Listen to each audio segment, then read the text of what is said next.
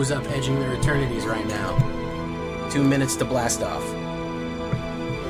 T-minus 2 minutes and counting.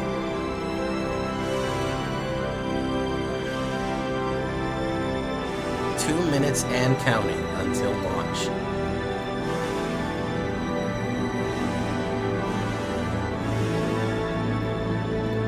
All systems are go.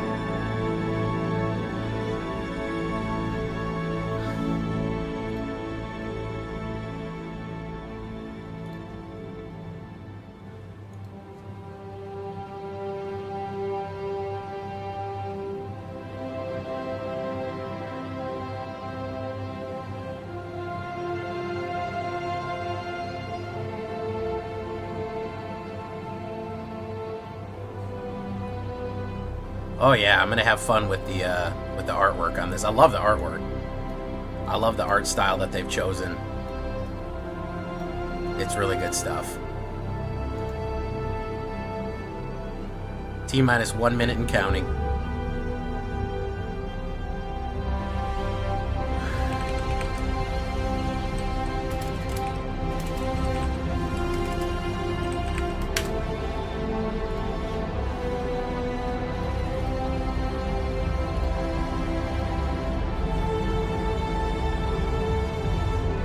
You guys like chat on there, or you don't like chat on there? Which one do you prefer?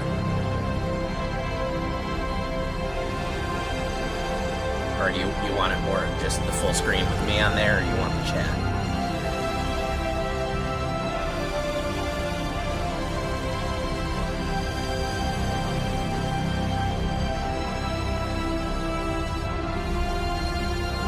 T-minus 10. Go for launch. Main engine start.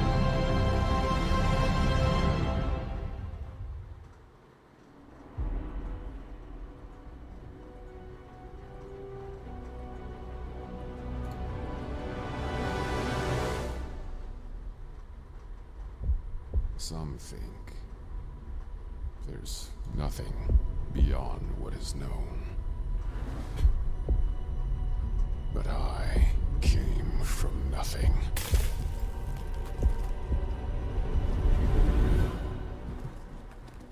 I took the opportunity to forge my own destiny.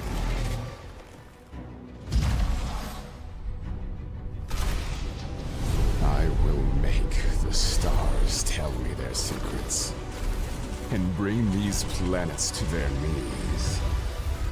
When I know everything.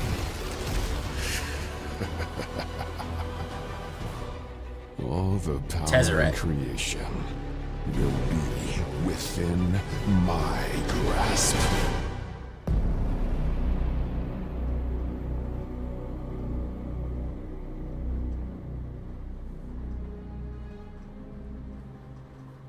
It's swirling with color. It's full of battling spaceships. It's star nebula far, far away. It's a beautiful place. Love this key artwork. Look at this. To me, I mean, like, as a human being, space is the final frontier, and as a magic designer, space has always also been the final frontier because we've never done anything before like this. It's not like a small place we haven't been before. It's really huge and so unknown. The edge of Eternities is really at the edge of the multiverse. The way that our amazing world-building team has explained this to me is if you imagine the multiverse like an orange, the edge is the rind. So it's this thin layer on the very outside of the blind eternities. And it's a little peek into a part of Magic's lore. Don't forget to like, guys. Has kind of Help been the stream known out. for a long time, but also has been very unknown, this blind eternity space. We weren't bound by any of the normal restrictions that we often have when we're returning to an old Magic plane that has a specific mechanical identity. Here, it's like, we're going to space. We've never been to space before. There is infinity exciting stuff to do here. It's not just that anything can be out there. It's kind of that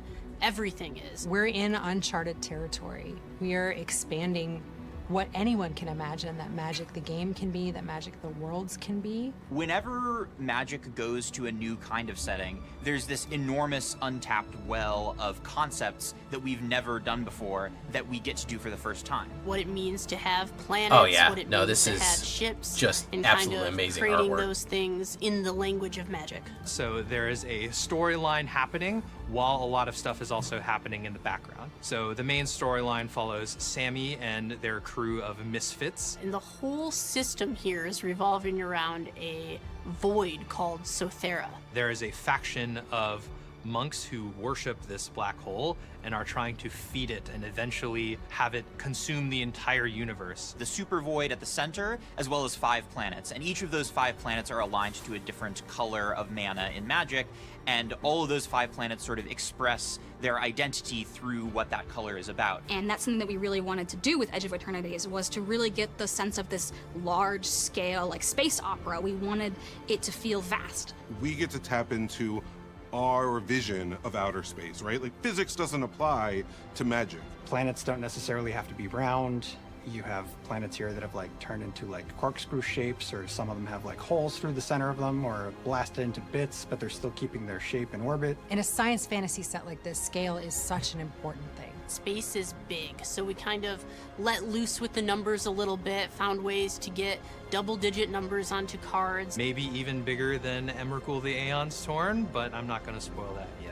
Even when we go to a new place, we want to connect to Magic. We decided to put a lot of lands in this set to really give players a chance to beautiful, like, man. have the full experience on the table in their battlefield with this new setting. I was really excited when I started to work on the set to see that Tezzeret, our old friend, the evil artificer, was in the file. It's such a perfect setting for him. Yeah, so Tezzeret's here. Tezzeret got a little bit of a facelift. He's looking pretty badass. Another great way that we connect Magic and the Edge of Eternities is through creature types, right?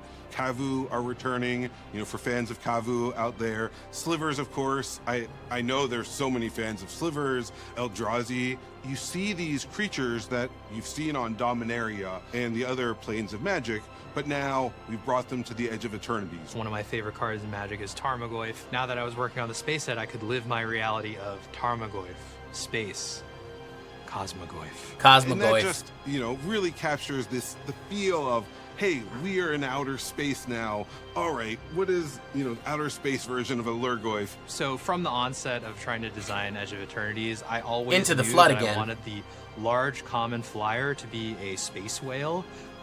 They're in so many different kinds of media, and I always find it so silly, it's so awesome at the same time. Look, it's a flying whale. That's really cool. There are so many named characters and so many named factions and so many different kinds of ships and different kinds of planets, and it really gives you this sense that you're living in a universe that is more massive than you could have ever imagined. Like, I've not seen any of these yet. So excited. Yeah, it'll be awesome. I love the way the space dragons turned out. Yeah, space dragons with weird multiple eyes. Alert, Cosmogoy. Recommended action, run. Well, you just need to open some more packs. I'm working on it. I'm going slow. I'm savoring it. Yeah. Space We're getting space dragons. I know this. As someone on the world building team, it's always really exciting to be able to bridge that gap between the world building we've done and the mechanics we see on the card. When you're saying, hey, we're doing an outer space world, like, of course you're gonna have planets. Of course you're gonna have spacecraft. It's science fantasy at its heart, and bringing that to life. So to me, space is about exploration and being an optimist about what I could see. It's also about the vast amount of distances required to travel it. The scale, the size, look how big these things are. Man. While also having the harsh reality of space being extremely I'm such a sucker unforgiving, for this and it's art. dangerous. And we have 4 mechanics in the set that each reflect one of those things. So station Colorful is our spaceship. mechanic that is kind of representing the huge objects in space. There are 2 new subtypes in Edge of Eternities. There's spacecraft and planet. And at certain thresholds, that permanent will do special things. If it's a spacecraft, it'll be a big creature, and if it's a planet, it'll unlock an awesome ability. The mechanic works similar to kind of vehicles or mounts where you are paying in your creature's power at sorcery speed to kind of turn them on. But unlike those, you are gathering counters over time until you reach a threshold and unlock the abilities on the card. Here's a big, splashy new mechanic that gives you a sense of enormous scale. You put all this effort into it, but now that power power is at your disposal is a really fun feeling. Of course, with land being such an instrumental part of a fun game, we wanted something to capture, once again, this feeling of discovery, right? Lands are representing the exploration of new places, which is really core to the genre, and artifacts are representing technology. And the lander is really the marriage of those two things. Lander is a new token that we're Oh, introducing. All you we have haven't to do seen is this. pay 2 mana and sacrifice it. And then you search your library for any basic land and put it onto the battlefield tapped. Is kind of similar to other token mechanics that we've done, like clues or treasures. In the set, it ties into landfall as a returning mechanic, and letting you make multiple land drops and really playing Interesting. with that theme of Bro, discovery. landfall's and gonna be exploring fucking new monster, stuff. dude. And then we have the warp mechanic to really evoke how far people have to travel in space. At light speed, they show up, they're gone. Warp is a mechanic that allows you to play the card from your hand for its warp cost, and then you get it temporarily. You have it for this turn only. At the end of turn, it leaves, hangs out in exile, and then you can pay the full retail version later on. It's kind of a variant on adventure or similar mechanics like that, except here you are playing the same thing twice. And so it warps in, those will have enter effects, which are typically good, and then it warps out for you to Oh yeah, to landfall's cast it gonna be later. out of control. And then that combos so well with Void, because Void is a very straightforward mechanic that says, hey, when things leave, I give you a reward. So Void is a mechanic that cares about things leaving the battlefield, or if you have warped a card this turn. It checks both of those things, and it's just a pretty clean upgrade if you manage to make your stuff leave the battlefield before you play these cards. Really powerful, really straightforward, makes for some really fun combos. This is the Edge of Eternities. This is what Magic means when it's in outer space. All right, here we go. The ship, the Sarima. You got the Sarima? I did it. It's a rad looking ship. Did you find when you work with artists on this set that they were like super psyched for it? Oh, yes. Right? Because they hadn't been able to paint these things. Yeah, this is very different like, art. Way more than usual. We had Very people different art reaching than out what they and normally being play, like, "I wanna do castles this and space." knights and Yeah. shit. A So lot of our artist pool doesn't normally get to work on space, spaceships, planets, things that are large in scope. You know, reaching out to them and saying like, hey, I have an assignment. And there was like rumors that the artists always kind of talk to each other. So they were like kind of waiting for it. And they were like, yes, it's finally here. Yeah, I don't think I've ever had as large a number of the artist pool as excited to work on a particular plane or setting as this one. The booster fun is just so incredible. The colors that it brings to Magic. The lands just hit differently here. I think like there's something about the vertical format that we don't normally get with a regular Magic set, because here space goes in all directions. So like it plays well to that vertical card art. There's so many like beautiful space vistas where like you just see the curve of the planet on the card, and then you can see like ships fighting in Look at front those of it. arts. There's little spaceships zooming through, and the team really knocked it out of the park, just bringing lands to life. Whoa, breeding pool! That's exciting. That is so beautiful. We brought in the Shocklands, which brings them into standard. Super exciting for that reason. The borderless viewport lands were this moment of you've just landed on a new planet and you're still on your spaceship, and My the cat is here, door by is the way. opening, the ramp is descending. So we kind of incorporated the interior of the ship as the frame. But then the art is just this like window. So you're looking and through the who's porthole of a framed, ship and looking at- out the window at the becomes artwork, at exciting. the Just land. a lot of really good storytelling opportunities. Good So we have a stuff. cycle of returning lands here, and I sort of pulled some little nuggets that I was seeing and turned it into a consistent chronicle across them that basically just explores moons. Flavor text is a really fascinating storytelling tool. It gives you those little He's windows not- into he the didn't wanna world. be here. I like the idea that it was a peek into a grander universe. Show The cat. flavor text really gives you this What do sense you want, guy? of a world that is enormously expansive. When you crack open a pack, you can kind of land anywhere in the midst of what's going on. Check it out. I got Celestial Colonnade.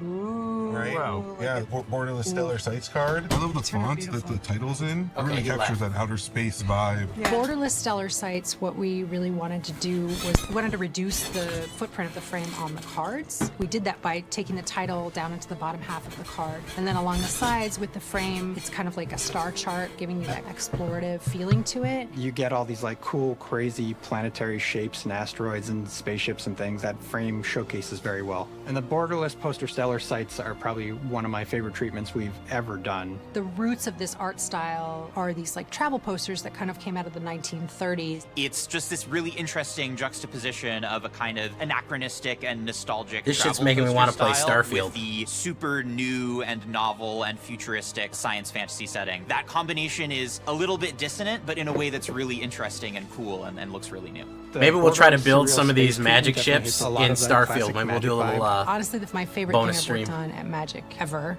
The art influences behind it, we dipped really heavily into kind of 1970s science fiction art. They're I don't so, think so, like, Hickson. surreal and ethereal. And especially in like such a bright palette that we have here across all the like galactic clouds and whatnot, it was just vibing. That was me with a lot of fucking people with in a my way chair. that I haven't seen before. The Borderless Triumphant cards were kind of a labor of love and a really fun idea we had. It's where someone is exploring space and they're like looking out, and then they're framed by basically a circle, which could be a moon or a planet. And so each piece has a very similar composition. Oh, look at that. Oh, man. You guys, it's one of the Borderless Triumphants. Oh, that's amazing. This is a lobster chef. So see, he's tossing his little Lobster mushrooms. citizen. Listen, I am very familiar Right? with the lobster chef. Because didn't you paint one for the main set? I did. My favorite element of this painting Lobster. is he's got an extra pair of hands, so he's able to hold this sprig of thyme just like very daintily. And I like the idea of him serving up nuts and bolts style, like food. There's a jello that's got like a whole rusty gear stuck in the top. Having just little bits of levity like that here and there, I think can be very good for a set. You don't want it to be too one note. Lobster guy making gross food, like, Zach, way to go. Now it's my turn to open. Okay. I'm excited. Oh, check it out. Right? Amazing Sliver Overlord. Sliver Overlord. No.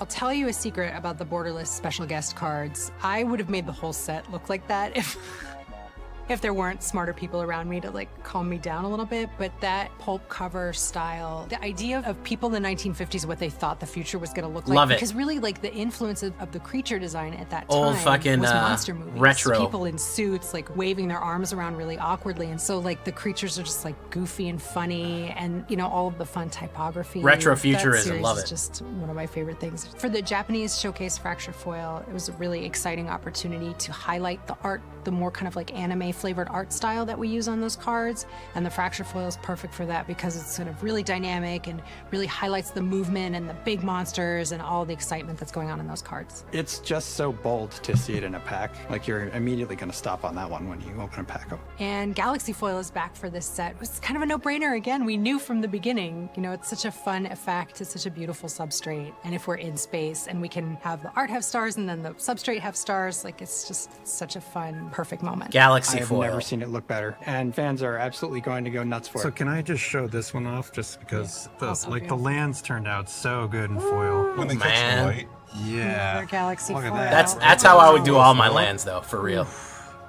Like if I was doing a full set, These look so man, good. Yeah. probably not that expensive either. To achieve the magic look in the art, really, like the way we do that is we work with really incredibly skilled professional artists. So many of them are fans, so many of them are passionate. It blows my mind how many of them there are. It seems impossible to me that so many talented people could work for this game.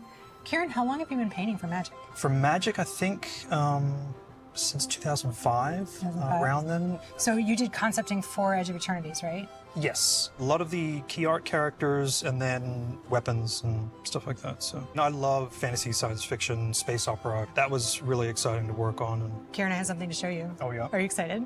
a little bit. Look, it's your cards from the set. That's cool. Aren't they beautiful? Oh wow. Yeah. Yeah. Like your work is so polished and incredible.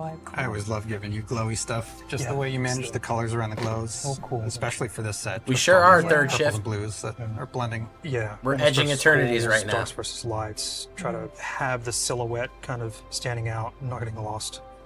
Let's get into it with this. Alpha Real. I think this effect that you have here. I really love water and organic materials. There's just a lot of play that you can do. So you can kind of really get into kind of noodle heaven, I guess. Yeah. By the way, this is Being able to sort of July undulate 29th colours on and- Arena. This is like the perfect set for you too. July Yeah. 29th Kind on of Arena. acts like a liquid too. Yeah, So. yeah, it really August does. 1st in paper. Sammy, yeah. Getting work on Sammy was awesome. Similar to Alpha Real, kind of wanted their expression to be, you know, pensive, almost troubled. I guess, in a way. Like, Yeah, sure. It's so exciting to see 3 brand new characters from Magic. it is, yeah. Yeah, you do a lot of character work for us, but I gotta say, you totally nailed these. Oh, cool. Well, thank you. Yeah. Yes. Endstone. The Endstone? Beautiful. Look at that. Wow. That's killer. That's Look an at oil that. painting. That looks useful. And once you have it out, you're gonna win the game. Sure hope so. Yeah. Something that Andrew Brown, who is the lead designer of the set, often says is that our sets The are end way stone. better when I we think that's have Nicol fun Bolas's making them, thing and in I his really between his believe that to be horns. true. I see it. We're gonna have to see every what that day, is. How much passion all my That coworkers weird pour orb into that this. Nicol We Bolas has love between his Magic horns. so much. I think Most that's of the us end got stone. here because we love Magic. Edge of Eternities is magic in space. It's like all the things you want from Magic, but you're on a spaceship and there's an alien chasing you, and maybe there's an alien in your co-pilot seat and he's your best friend. You know, that vibrancy, that richness of when you see something, you pick up a card and you're like, whoa. Right? That moment, to me, that makes it all worthwhile. It's going to feel like they're traveling really far away, but it's going to feel like home for them at the same time. I hope fans are excited to see it. I really do. The promise of space means so many different things to so many different people, and it's new places, it's new things, it's new people, it's new planets. And so I hope that that feeling of expansiveness and the care and creativity that was put into crafting All artists are the introvert. scale of the setting really comes across.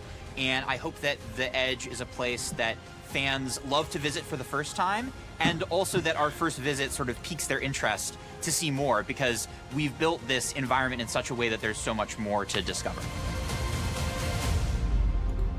See, August 1st, it's coming to paper. Arena, it's going to be the 29th.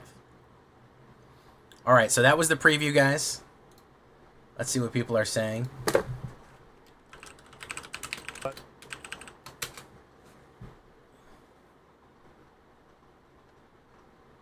How many people we got? 8,000, 6,000 people watching. I don't think it's going to be nearly as big as whatchamacallit, as Final Fantasy. I do think it's going to be fun, but Welcome back. here we go. From the Edge of Eternity's debut to the debut after show. We are here to dive deeper into all things Edge of Eternities, so thanks for tuning in for the debut. We're going to spend the next hour-ish talking about a lot of what you've just seen, as well as revealing some new cards and learning a lot about mechanics and abilities, where they came from, how they were designed, all of that sort of jazz. To do that, we have 3 fantastic guests with us today. Gentlemen, why don't you introduce yourselves, say a little bit about what you did for Edge of Eternities. We'll start here. Hello, I'm Andrew Brown. I was the set lead on Edge of Eternities, and that's about it, yeah. That's the important part, yeah. I'm Ethan Fleischer. I led the vision design team for Edge of Eternities. Hi, I'm Mike Turian. I'm executive producer for Magic, and I did the product design for Edge of Eternities. Yeah, so we're going to talk about all of those topics. We're going to launch right into this, pun somewhat intended, where we're going to No, talk yeah, through Shocklands each are of big. the mechanics. We're going to show Big, off big, some big cards Shocklands. you may have already seen, you may not have already seen, and go from there. So let's begin with kind of one of the we'll call it one of the workhorse mechanics of the set, which is Lander. So this is a new token that we can create. Tell us a little bit about Lander and where it came from. Landers are artifact tokens that represent little landing shuttles. You know, very often in a science fiction setting, people will go down on the shuttle and check out the planet, find out what's going on the planet. You think they first called it Probe and we then wanted changed this their set to mind? be big, and one way to go big They were like, we in can't call it a Probe. Magic game is to have Too many lots of jokes. mana We already called available this to shit cast Edge. expensive spells with I'm big edging my splash probe. effects. And so the Lander tokens allow you to ramp to get more mana. Well, let's see our first preview card here, which is Siege Ship Impact. So this is 1 and a green for an instant, destroy target artifact or enchantment. Pretty straightforward, but then if its mana value was 2 or less, create a Lander token. So then you see that text in there for... Necessary, Lander by the token. way. It's an artifact with This is tap. absolutely going to see play. Sacrifice this You token need to crack life. artifacts. I've said it before. I've said it again, guys. Battlefield tapped. Crack Then fucking shuffle. artifacts. So this sort of lands Crack you can see it on enchantments. a Kill green them. card here. Is this a specific sort of green ramp ability? Are we seeing this in all colors?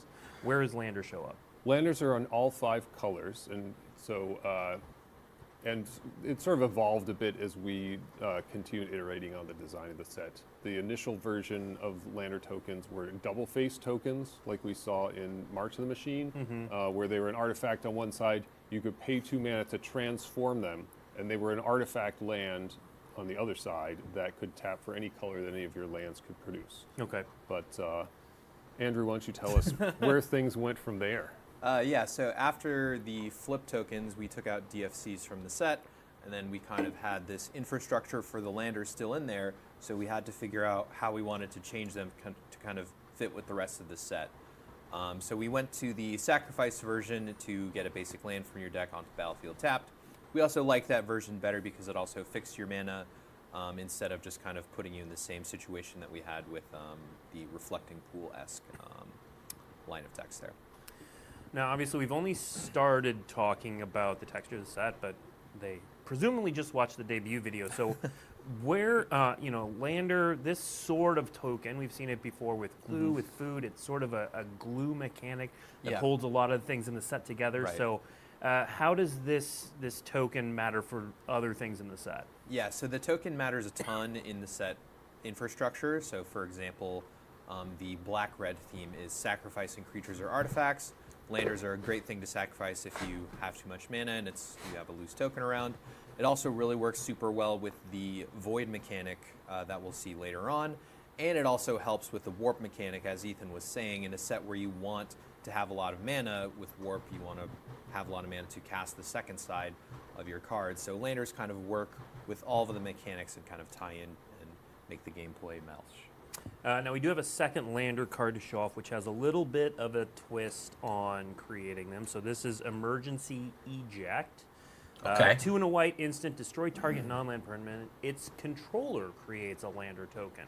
Are we going to see a lot of giving your opponents a Lander token? Is this sort of just a one-of a shittier Get Lost. Yeah, I think this is really the well, only not card shittier, that but different represented Get Lost. A Lander token.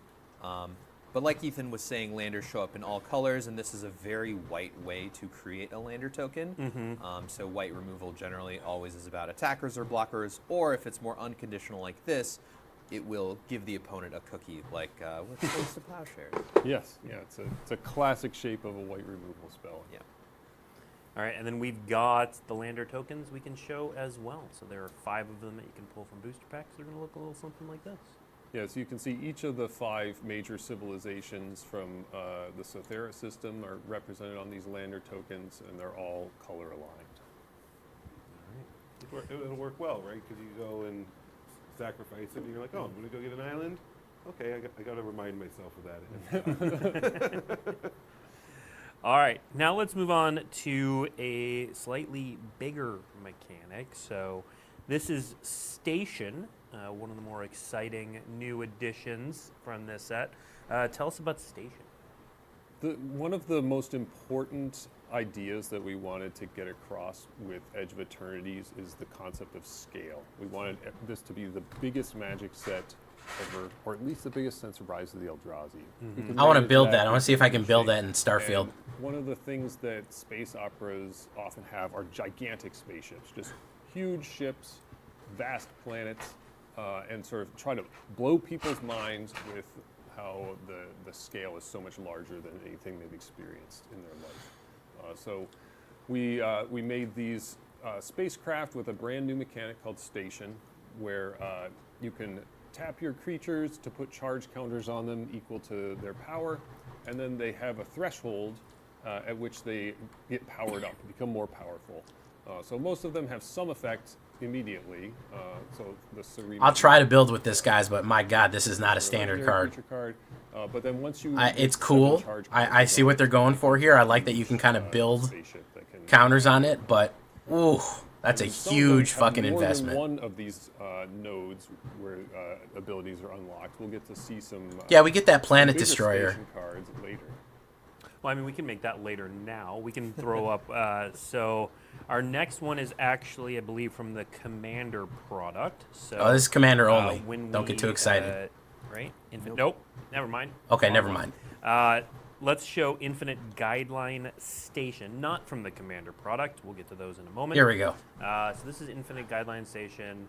and also doesn't. I'm completely off book here, so this one does not have two different things. But talk a little bit about Infinite Guideline Station before we get to the ones with 2 levels. Right. This is the base of the Pinnacle organization, if I'm not mistaken. We're sort of the government that is trying to keep the peace between everybody and keep things going smoothly, whereas all of the other monocolor aligned factions are all competing with each other and have their own agendas. Pinnacle is kind of like, can't we all just get along here? So it's a rainbow color. What? So we'll get to those commander ones in a second. This is a new card subtype. What were some of the challenges in designing these stations? The main challenge with designing Station is mainly around the tempo of the game. So normally when you play an artifact like this one that just costs 5 mana, it's a pretty big tempo loss. And you know, with Station you do have to have creatures and charge them up. So a lot of the things we did were mitigate that tempo loss here. So for example, on Infinite Guideline Station, you'll get a lot of robots if you have a lot of multicolored creatures. And as you'll see more of these cards come out, you'll also see more of them may interact with the board. They may accrue resources immediately to kind of. I feel like there's a domain deck that could play this. Tempo of just playing a big expensive thing. Probably domain legendaries or something might be able to do this. And you know, so far we've seen some rare stations, big splashy effects. Are there lower rarity stations that we're going to see? Yes, we're going to see a lot of lower rarity station cards. They are a pretty key integral part to Limited. A lot of the infrastructure around that is kind of made to make Station shine. One thing that I'll like to call out once we see the warp mechanic is how well those two mechanics really synergize together. That makes sense. All right, now let's see the Commander face card. So when we this is super revealed exciting. the Commander decks some time ago, we revealed sort of the secondary commanders. Commander. You guys but love Commander, the right? Face commanders are actually spacecraft for these decks. So here we have Heart Hole. This is what I've heard. I've World heard you guys love Seed, Commander. and as Ethan was saying, this one has multiple levels. So talk a little bit about the multiple levels.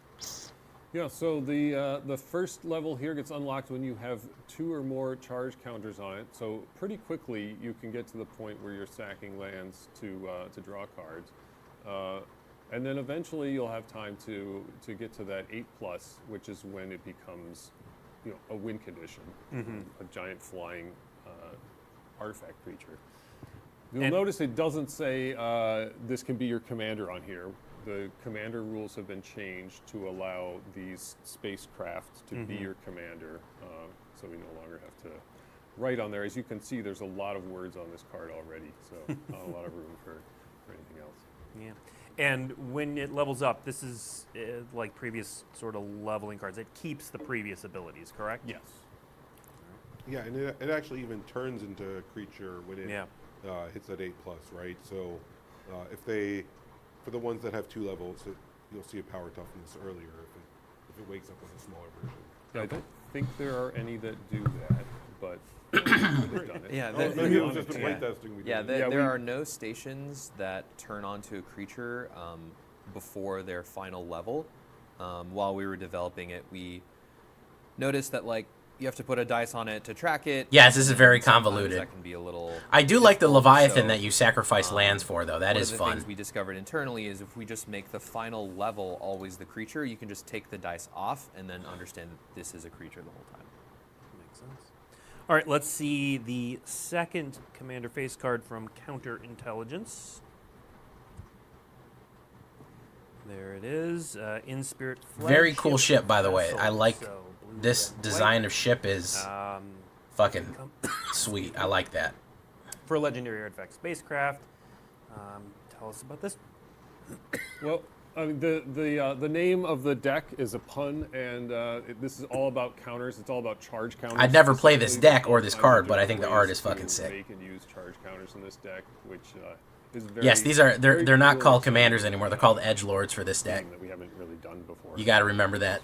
Edgelords. Yeah, and one of the cool things about Station while we were developing is we were debating on what counter to use, and we ultimately ended up on Charge Counter because it was flavorful in terms of, you know, you build up your station, you charge it up, and also there was a lot of previous Magic infrastructure around charge counters, so you can take all of your Mirrodin cards that add charge counters and put them onto your spaceships. Yeah, and it's additionally nice, right? Like, so station itself is a sorcery, but if you do happen to get an extra charge counter on at instant speed, all of a sudden, Right. you've turned your spacecraft on, and it's a nice surprise for your opponent. Nice surprise. Okay, let's move on to our next mechanic, which we've referenced a few times. Warp? Warp. I'm interested in warp. I think this is Look at probably warp going to be the with most warp. useful. Warp That's my represents prediction. The ability of traveling faster than light, which is a staple of the space opera genre. You've got to be able to get to other planets, and you don't have several years to do it, so you got to cheat on relativity. So yeah, we made this mechanic that to represent that, and it allows you to cast the creature for a lower cost, but the creature will go into exile at the end of the turn. And then you can cast it again from exile for full price later. So, and many of these either have haste or have enters the battlefield triggers or leaves the battlefield triggers, so that you kind of generate some value along the way, which I'm sure you appreciate that. Of course. Well, it is very reminiscent of Evoke as well, but I do, you know, I love the flavor of it, like you said, cheating, like beating relativity, and but how, you know, did you all start with the idea that you wanted to represent faster than light travel as a mechanic? Did you start with this mechanic? How did this one come to be? This was more of a top-down. And it's like, okay, we know we're going to be going faster than light. We're going to have to go into hyperspace, right? And what does hyperspace mean in Magic? We have all these different zones, and any one of them could be it. But it seemed like the exile zone was sort of the most outer spacey kind of. Larry does not like this purple shirt guy. He's been criticizing him all stream. He's got beef with him. Where we ended up pretty quickly. All right, let's see our first card in Warp, which is Weft Stalker Ardent. 2 and a red for a Drix Artificer. 2/3. Whenever another creature or artifact you control enters, this creature deals 1 damage to each opponent, and the warp is red.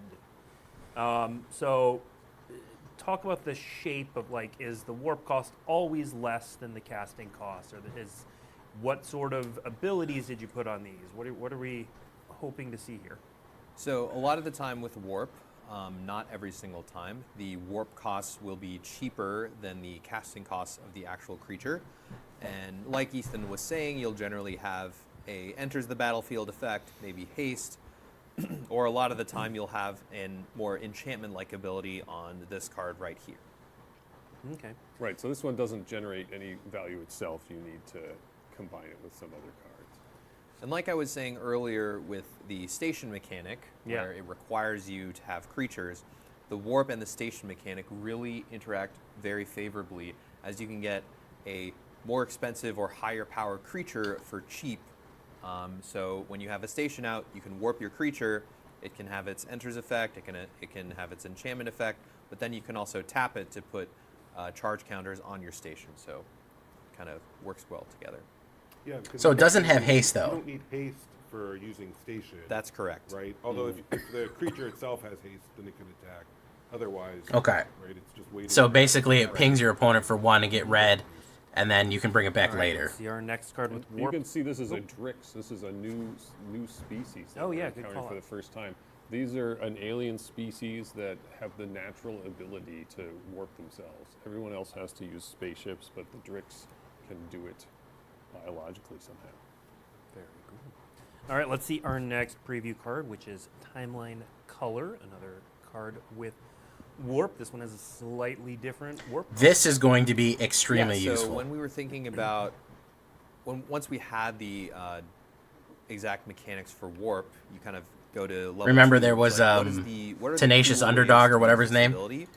You think One this of my won't be favorite useful, old cards is Grave but Crawler. So yeah. this is kind of a mix of putting The fact that you can card just mechanics replay this guy with for 2 warp. life and 1 black So from your you warp graveyard this is card from your graveyard really good. at the cost of an extra 2 life. Because he's just sacrifice fodder, so. You don't even need a zombie, nope. All right, next up we have Use Social Engineering. So this is an enchantment with warp. Right. So enchantments naturally make for great warp cards, as they're essentially like, I can get this for a cheaper cost, only for 1 turn, and then I can cast it later. You'll also see that Landfall is making a return here, which also synergizes really well with the lander tokens. What sort of, so we've seen creatures, we've seen enchantments, what are we expecting to see warp on? You can expect to see warp on basically all card types except lands. Okay. All permanent types or spells too? Not spells, mostly permanent types and not planeswalkers. Okay. Next up, we have Bygone Colossus. So this is my favorite warp card in the set. Mine too. Damn. It was originally called Combo Golem for a very long time. Yep. Because that's essentially all it does. So there are so many different ways to use this card. If you'll notice, like a lot of the station numbers are really high. This card just essentially gets you those at a really low cost. You can also use flicker spells from Magic's Past to warp it in. I love the art. Flicker, The art and is it'll probably go the back best on part. Battlefield, and then doesn't have to exile later. There are so I many would different warp ways this to in use and then this explode card. it for 9. It's super fun to think about. So this one's my favorite for sure. Yeah, I love how it's just has no obvious. It is purpose. it is baffling on purpose. Yeah, I do enjoy that. Ethan, so we were talking a little bit about this beforehand. The few little bits about the Eldrazi here and there. So here we see this in the flavor text as well. The edge is littered with the vestiges of civilizations annihilated by the Eldrazi. For those who haven't been reading the stories, what sort of tidbits are we seeing about the Eldrazi in this?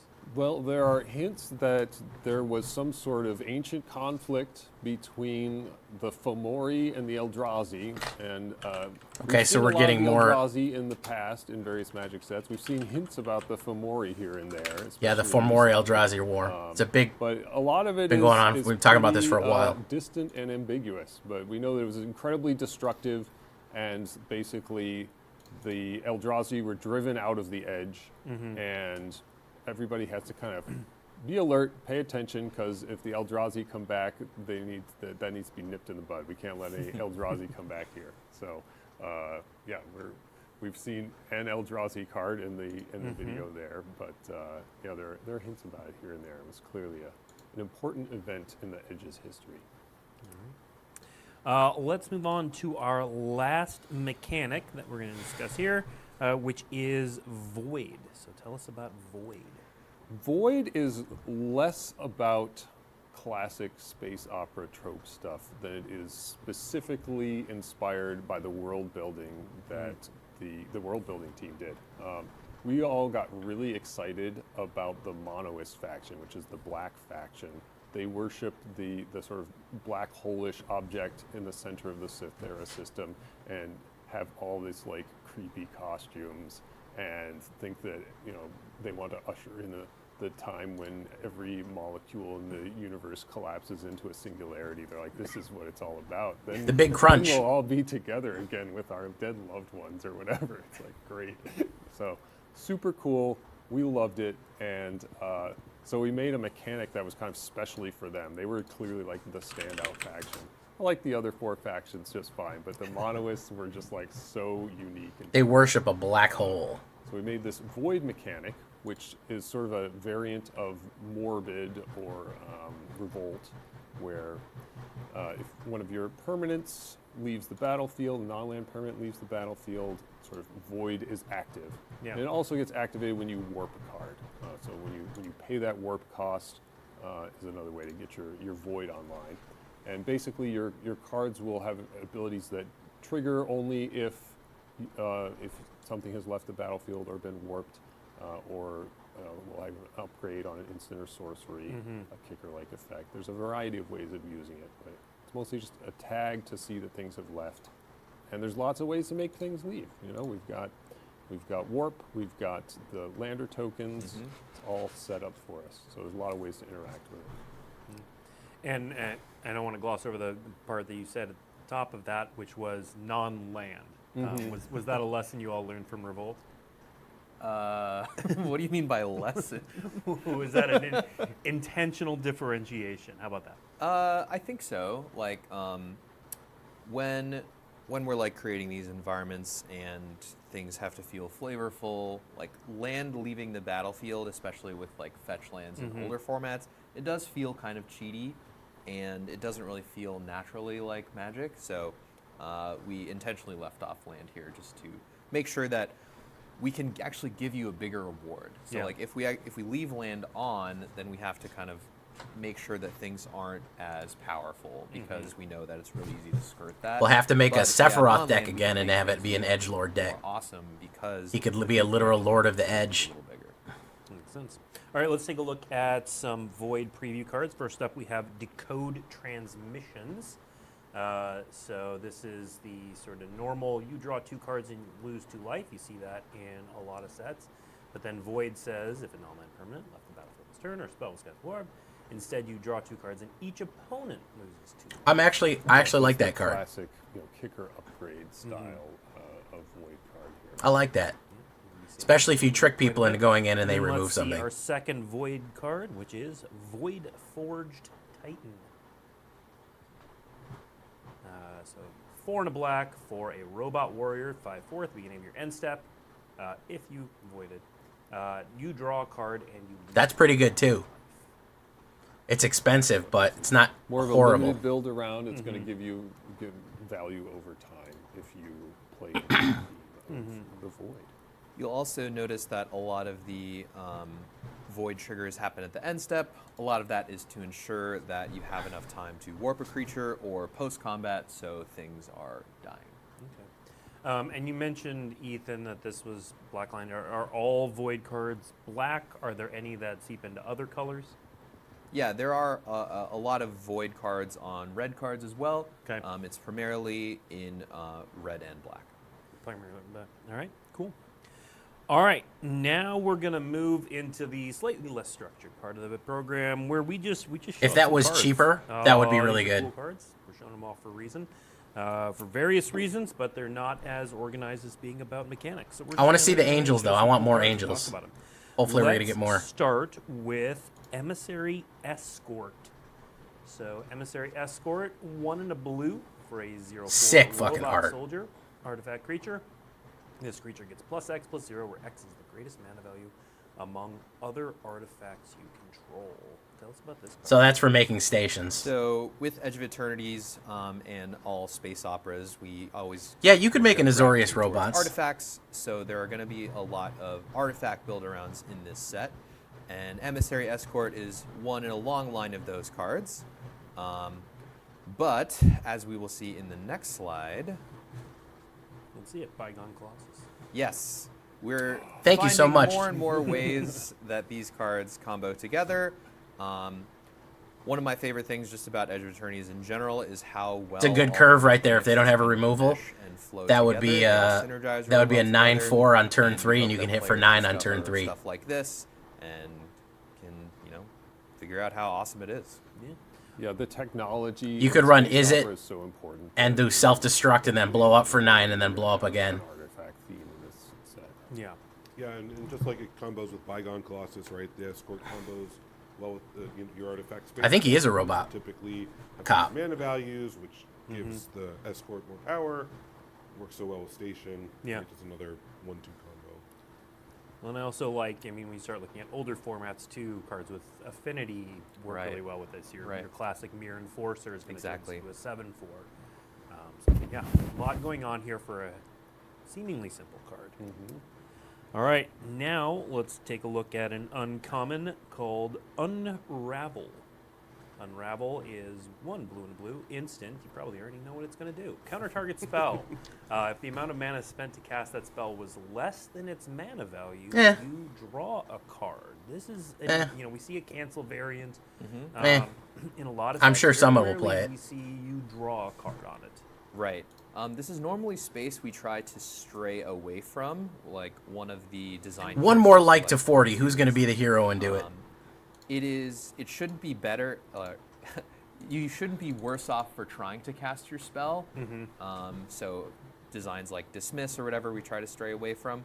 But with Unravel, we do like to punish kind of the cheating on mana or casting things for less than the casting cost. If you're not doing something fair, I'm not going to do Exactly, something fair. exactly. So Unravel is our attempt at that. And then in this set, the main thing that it will be countering is warp spells. One of the things we were finding internally is that warp introduces a lot of resources into the game. So we definitely wanted something to punish you for casting your warp spell for its warp cost. Very cool. All right, next up we have Sunset Saboteur. Ooh, 1 and a black. I think we've seen this, Human yeah. Rogue, 4/1 Menace, Ward, discard a card. And whenever it attacks, put a +1/+1 counter on target creature an opponent controls. Yeah, so this is a bit That's of a weird. funky one. One of my favorite tropes in the space opera genre is that there's always a traitor. So this is kind of top down a traitor card. So if you see 4/1 Menace for 2 mana with Ward, discard a card, that's a really, really, really good deal. But we have that line of text at the bottom, which is kind of a downside, or if you are able to manage your opponent's creatures, not a downside at all. How could black possibly deal with a large creature? Indeed, yeah. So you'll see in the art too. This is a monoist aligned character, kind of perusing as a white aligned character. Well, and Turian, we're so I feel used like to it's seeing got a this in Europe, small, blew by the in a first one discard that we deck, I feel saw, like it could but probably Extended Art work. is a booster fund variant.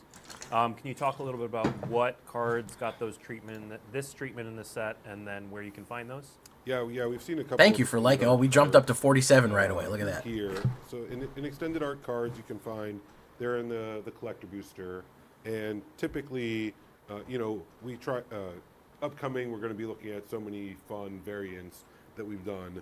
We also try to make sure that basically every rare and mythic has at least one variant. So we'll typically use extended art in that way, where it's like, oh, here it is. Here's an upgraded version where you can see just a bit more of the art, and it just looks a little extra special. All right, and are these found just in collector boosters? Yeah, extended art are in the collector boosters where you'll find them. Great. All right, let's move on to another card with an extended version. This is Frenzied Baloth. So this is This is my dude right here. Green and a green for a 3/2. This spell can't This be fucker. countered. Fuck It's you, got Blue. trample, it's got haste. Go to Other hell, creature Blue. Spells you control can't be countered. Tired of your shit. Combat damage can't be prevented. Andrew, this feels like one that came from your world. Can't be countered. Yeah, so, Trample, haste. As you've properly identified, this is a very play-designed card. But I think it also speaks to a lot of what happens in space opera, where they go to a planet and there's this giant, ferocious monster that causes nothing but havoc and mayhem. And I think all of those lines of text just kind of add up to craziness, wildness, and yeah. There's a lot of people calling this Questing Beast Junior. Was that sort of intentional, or did it just sort of end up that way? To call the Questing Beast ever intentional is a bit of a wild statement. Nobody sets out to make a Questing Beast. Well, I mean, don't make me tell you the story of the Questing Beast. Tell us the story of the Frenzied Baloth. One day we will tell the story of the Questing Beast. Today is not that day. It's upstairs. I got it. All Anytime you want. Tell us the story of the Frenzied Baloth, though. Yeah, so when we were I like the thinking theme, about which cards we wanted Mr. to Thistle. introduce into standard, I like the theme a lot. You might see a few. The theme mono informs how the green or cards work. Specifically, green aligned important. cards that we're going to shoot for a mono green aggressive deck. We haven't really seen that a lot in recent years, and this is one of our attempts at a card that you might want to play in a deck like that. All right. Next up, this one's going to have a different treatment, which is the card is Genomorph Imago. Yep. Cool. Boo! green and Everybody blue boo. For a Boo! insect. It's a 1/3. It's got flying. Then it's got this landfall ability. Whenever a land you control enter, target creature has base power and toughness 3/3 until end of turn. If you control 6 or more lands, that creature has base power and toughness 6/6 until end of turn. So let's talk about the card first, then we'll talk about the treatment. Yeah, so when we were coming up with a lot of landfall designs, we definitely wanted something a little bit more aggressive, because normally landfall designs kind of tend to the slower side. And we've never really made a like blue-green aggressive landfall style card, so this is our attempt at it. And one of the other things I really like about this is when you have a lander token out on the battlefield, this can really put a lot of wrenches in your opponent's combat plan. Yeah, seems pretty easy to attack. Hey, what's up, Fail? How you doing? Fire fairly regularly. Yep. Okay, Tyrion, let's go to you now. So, borderless triumphant cards. Tell us about these. Yeah. So Sarah was talking about them some in the debut video we just saw, but we wanted to capture all, outer space is just filled with these moments in media and visual. Yeah, it is pretty easy to get that to a 6/6. One thing that really comes clear is this idea of this like the hero image, right? Like a lot of times it's Show the angels. I want to see the angels.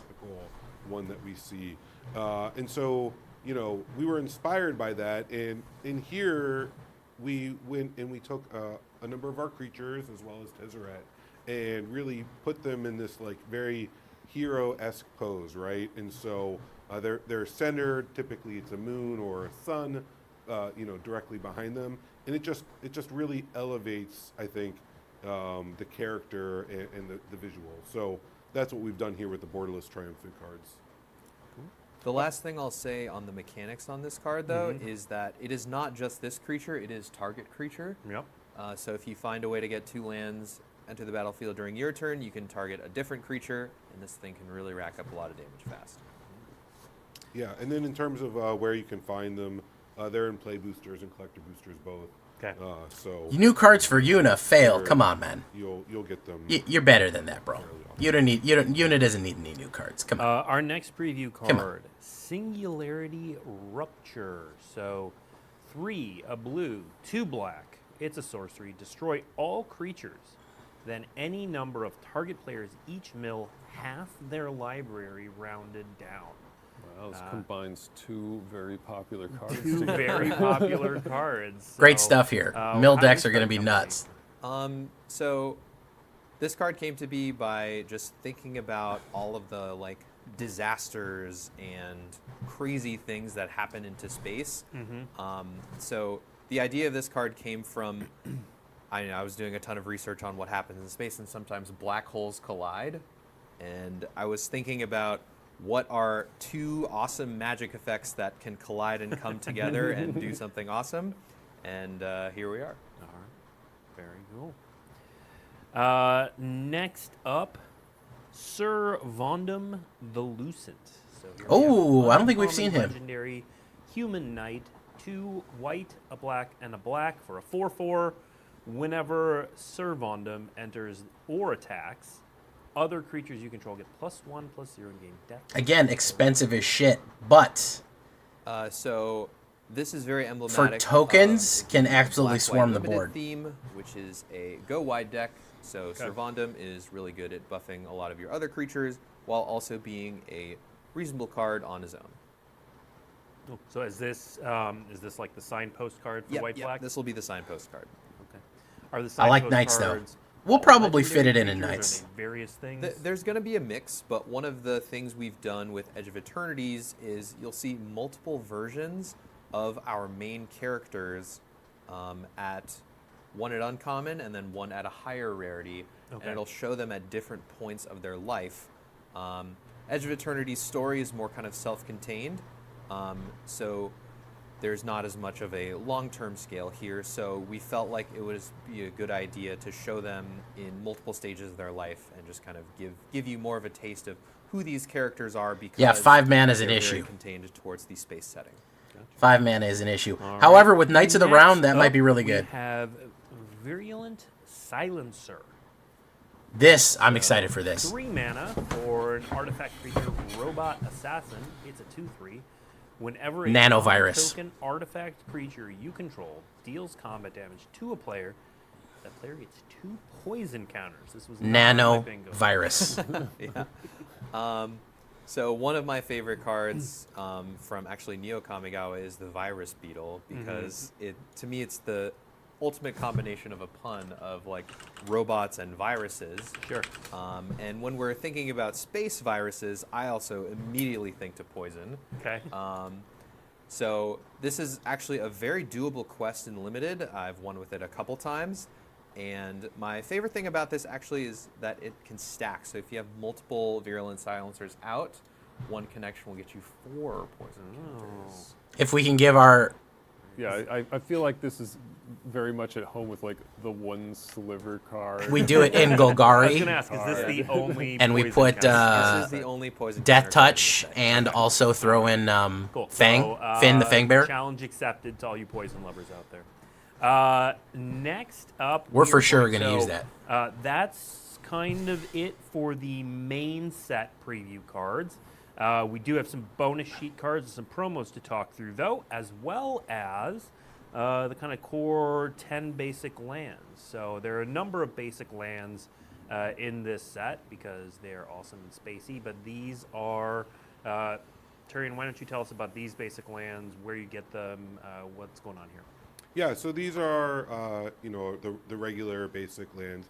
We were during the debut, we saw those beautiful full art versions. Here we have, you know, what you're more typically going to get. So you do get these in play boosters. You also find some of these like when you open up the bundle or the commander deck, right? They're very much, you know, we like to include them in that typical suite of products. They're still so strikingly beautiful, and one of the things I love about basics Still very nice artwork. is you just get this, you know, these. I don't think amazing, Proliferate's coming back. Stunning visuals, and it really just shows off. Hey, what does the world look like? What are some of the planets that we're visiting? So, yeah, basic lands are just the foundation of Magic. And in general, like lands were an important theme here.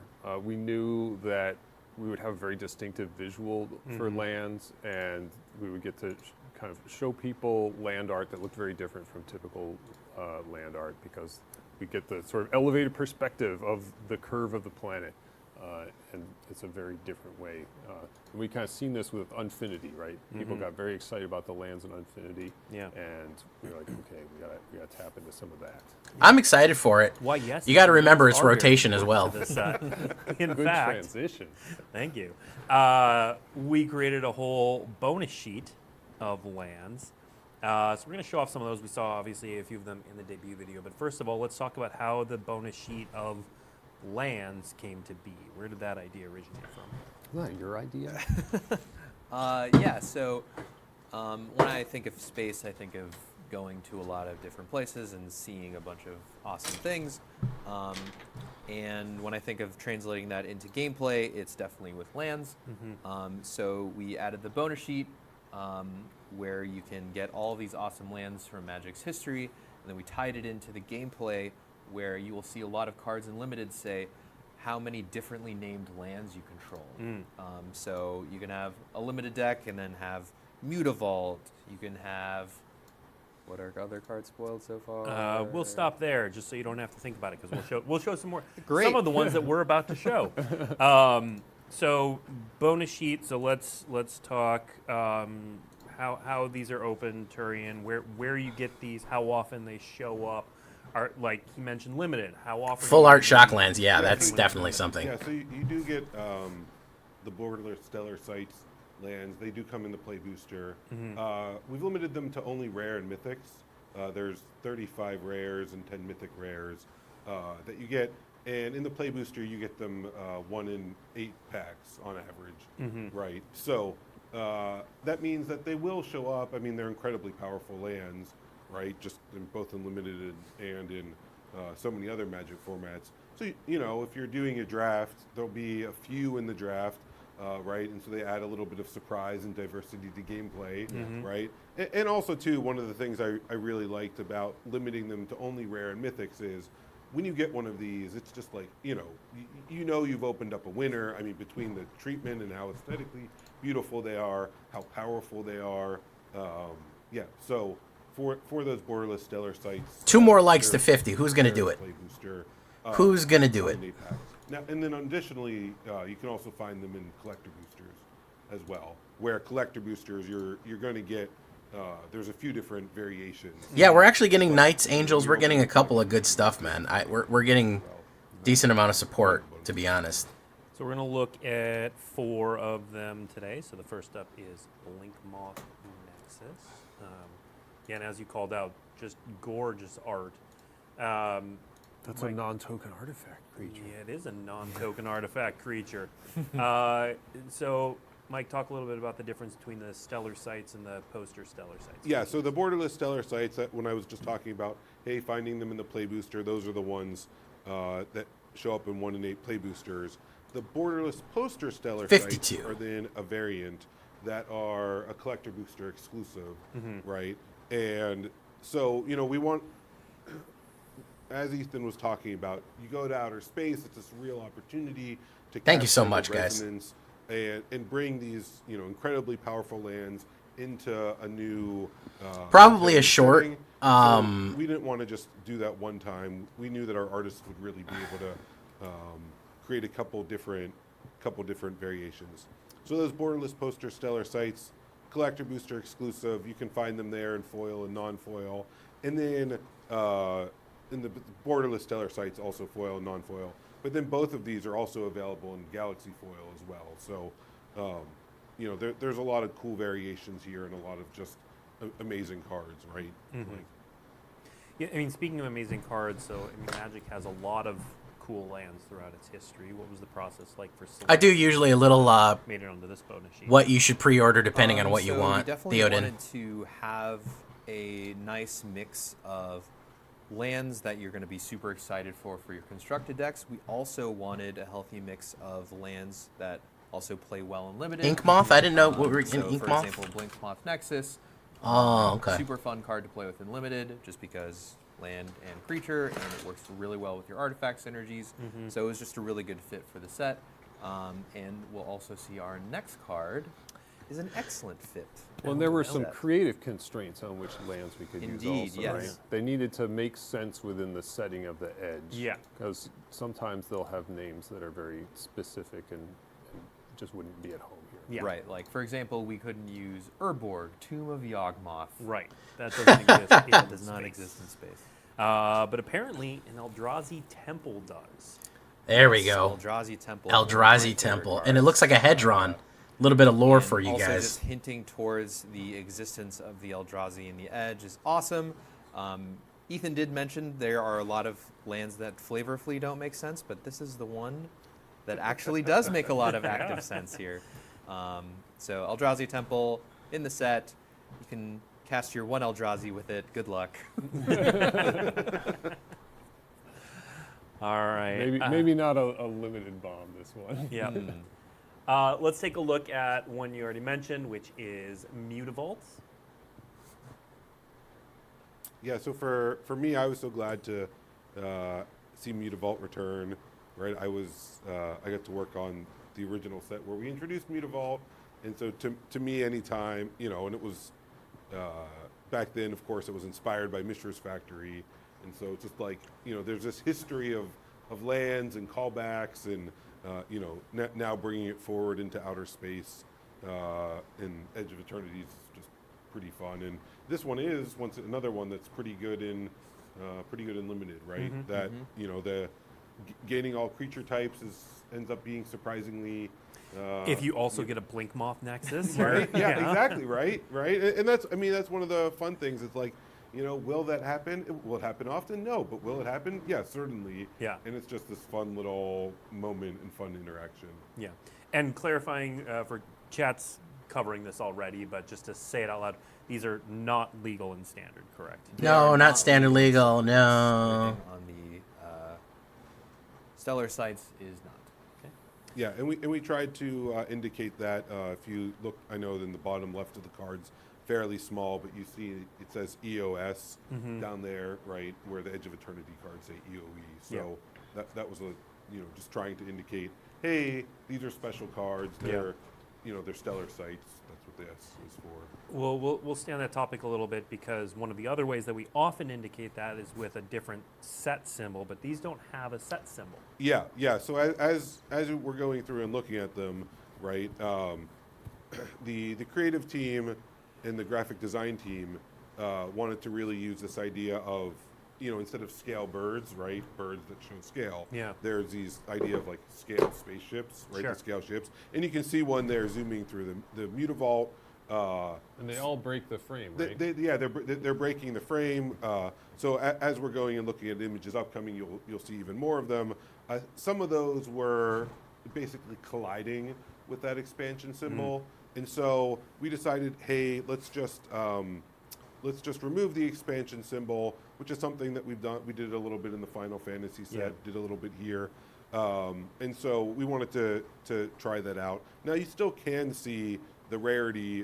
That M in that bottom left is indicating that Mutavault is a mythic card. So there's still some indicators, but it's a little bit more finessed. And also, I'll say one thing that made me a little bit more comfortable with doing this and experimenting this way is these cards just are so visually distinct, right? Yeah. Like I don't think it wouldn't be that bad, but these are bonus sheet that they're talking about right now, which is, the extra shit that you get in certain cards. Sort of offset a lot of what the expansion symbol typically accomplishes.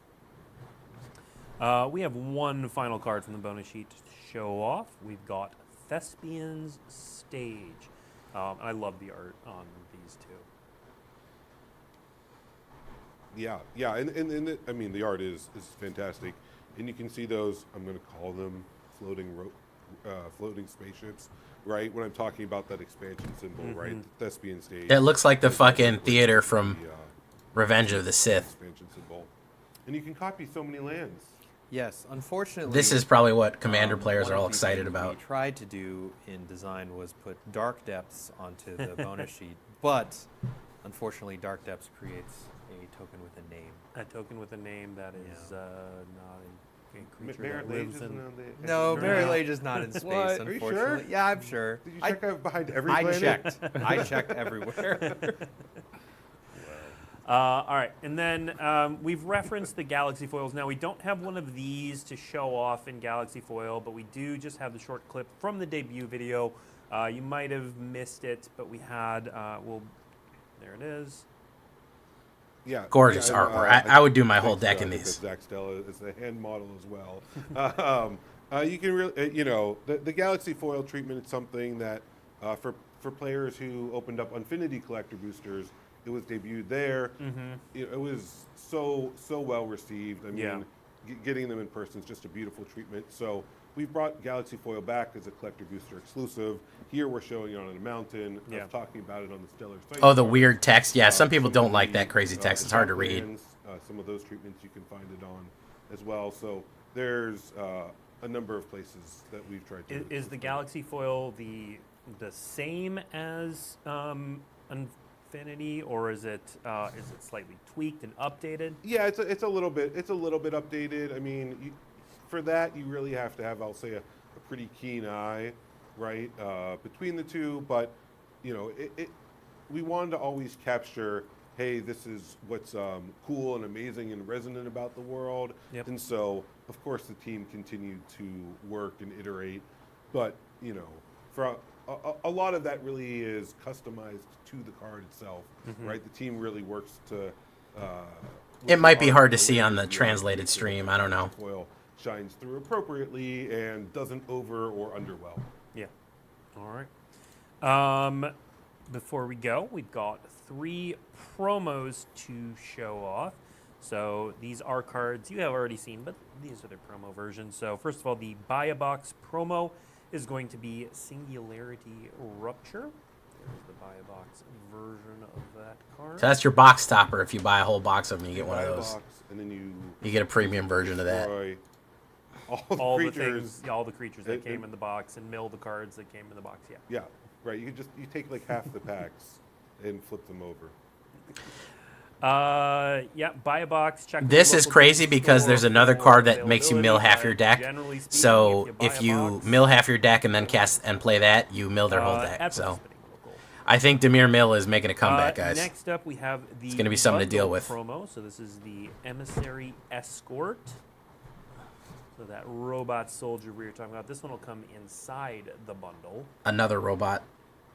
Yeah, in here you can see we give this an alternate art, right? And so it's just another way to capture a card that's probably going to be impactful, you know, in maybe in standard, certainly in limited, but maybe in some older formats like you were talking about. Yeah. Right. It definitely is a possibility. All right. And then finally, we're only showing off one. So for every set, we do promo pack cards, which are generally uncommons. They come in these small promo packs that you can get at your local game store for playing in events, doing well at events, kind of whatever the store wants to do. Normally, we show off all of them at the same time, but we're kind of dishing them out a little bit one at a time here. So we're going to show off one of the promo pack cards, which is that Starfield Shepherd we saw earlier. No, Derek, it mills however many cards you have in your graveyard already. So if you milled half your deck, and it would say mill, target player mills as many cards as they have in their graveyard. So if you milled 30 and you had 30 cards, it would end you. That's what I mean. I know I wasn't specific with my words. But it's the Rivergate, whatever it's called, Rivergate from Not a lot of creature cards with mana value 1. Amonkhet. Not Amonkhet, but from Aetherdrift. Segovian Angel, there you go. Yeah. Perfect. All right, that is everything we have River for Churn Monument. today. Thank you for joining us for both the debut and the after show. Previews for Edge of Eternities are going to be ongoing this week and next week. If you want to know when and where those previews are coming out, You mill cards equal to the cards in your graveyard. So if you made half their deck go away, it would the next turn it would kill you. You can also just Google that, and that article will show up. That's why we named it that way. Yeah, it's pretty these bad. previews are gonna be I going think on that until Demir. next week on Friday when the full card image gallery will be up. So full card Next image week, we will on be Friday. back here. We're gonna have Sarah Wassel on the show. We'll have everything by next Friday. By the 18th, we'll have everything. So I figure that me and Numbskull will do the top 10 that weekend, that Friday maybe, and we'll have it out for you Sunday. We've seen a lot of cards so far. I don't know how much we have left to spoil, but there's 10 days of spoilers Come left. back next week, and we'll see you then. Thanks for tuning in. All right, guys. All right. Well, that's it. We're in space. Do you want to see me play any space game? You want to see me? We might do some Starfield streams for funsies. But I'm already getting some ideas, man. I think there's going to be some shakeups. I think that I'm glad that this set is coming out. Final thoughts. I'm glad that this set is coming out with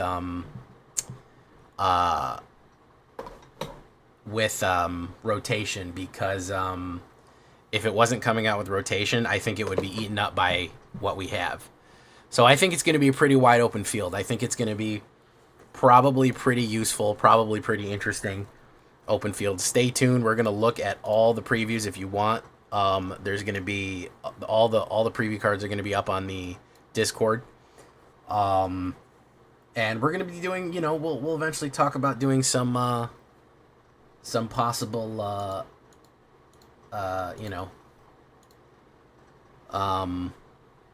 some other stuff, some theory builds. It's a very beautiful set. I think that it definitely is going to be fun. I think that we are going to have fun with it. Is it going to be as popular as Final Fantasy? I don't know, but I think Landfall, Demir Mill. We didn't get to see more angels, but we're going to have angels. We're going to have knights. We're going to have a lot of fucking things going on. We're going to have a lot of interesting builds and things happening. So I think it'll be fun. I think we're going to have a good time with it. I'm excited for it. I like science fiction and space fantasy, so I'm excited to see it. I don't know if everyone else is super stoked or not, but I am. I like it. But either way, Yo, Jay, why did you get live notifications late or not at all? I don't know. You'd have to talk to YouTube about that. You should be getting them on time. Make sure that you've got the bell turned on if you want to get notifications. I apologize for that. It's a YouTube thing. They're terrible about it. They're absolutely terrible about it.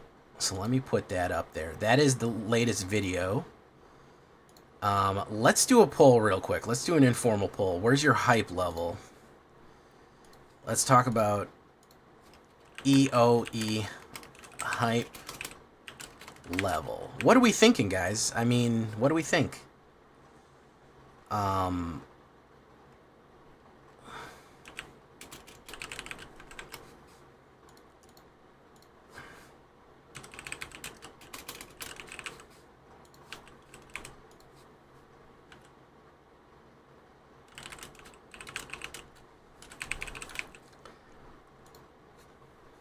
Are we excited to start edging these eternities right now? You know? Is that what we're up to? Is that what we're feeling for ourselves?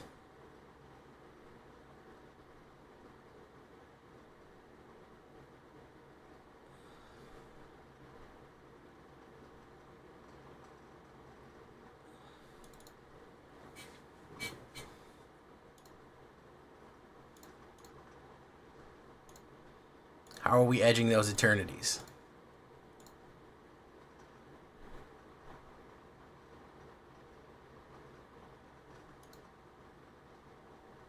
Please don't call it that. Edging ourselves? Okay. What else am I supposed to call it, man? We're out here edging right now, okay?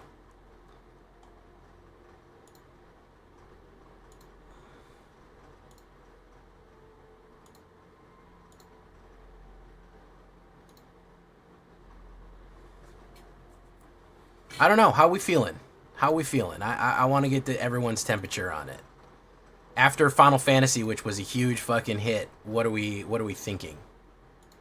Do we like this shit or are we against it?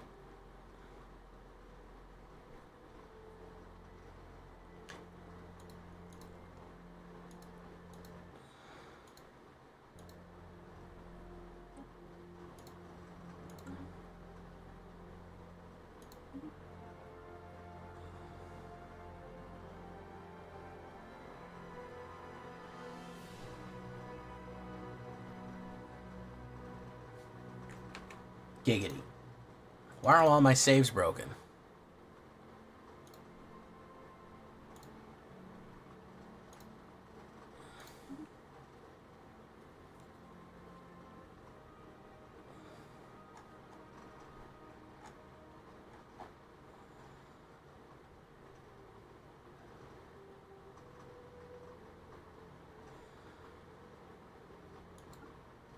Let's play some Necroids.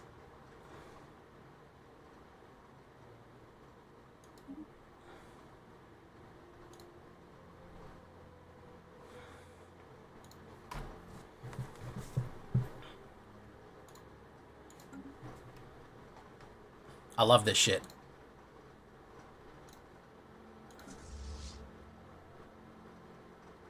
I think there's still a lot of cards to see. I think we haven't really got everything that we're going to get yet. So, I don't know. I think there's more. But I think that really it is saved by the fact that...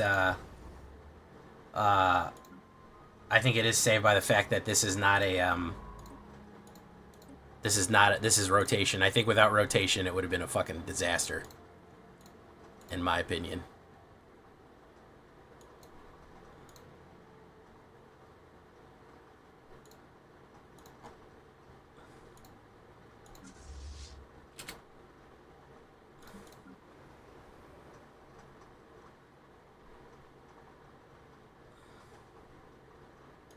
Oh, I haven't even played this since the last update. That's why it fucking looks crazy to me.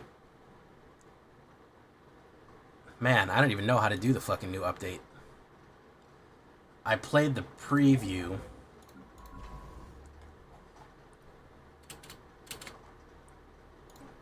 Where's my fucking... Man, I'm so lost on that. I gotta get better at the new update, guys. I'm so fucking far behind. Constructor ship, we need another science one. Boom, let's speed up.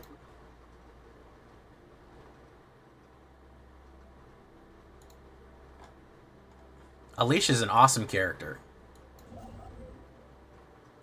Our warriors salute you. There's no reason to start hostilities right now. Alright, auto build. Auto build, you auto build too.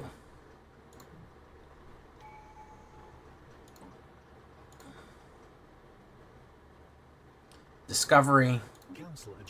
There we go.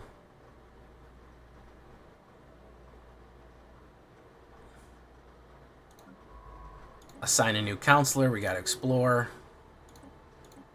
Let's try to find some more systems.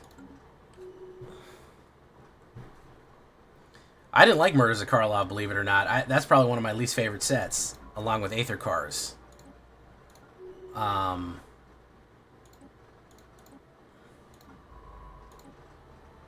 Oh, we got a leader lifespan, planetary governor. We'll do that. All right. Construction venture completed. Bum. Construction venture. Anybody who comes in, just tell them this is what Age of Eternity is in. They changed it. Just be like, yeah, this is what Magic is now with Edge of Eternities. They changed how the game works. It's completely different. You gotta get used to it.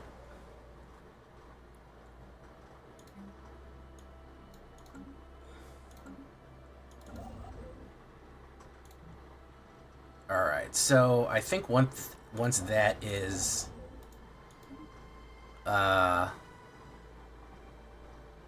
once that is built, we'll colonize that. They're calling it Sammy Ship's Engineer in this set. What's Sammy Ship's Engineer? Council agenda ready.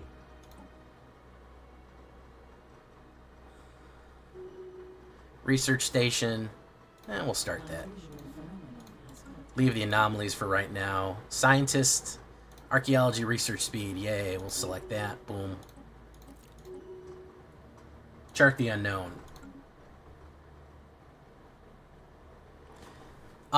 What does it say? Because it's percentage and numbers. The top numbers is the top 1200 if it has a number. If you're percentage, you're kind of down there. There's a lot of area for the percentage. Ultimately, it doesn't matter. If you're happy with it, champion of the people, yeah.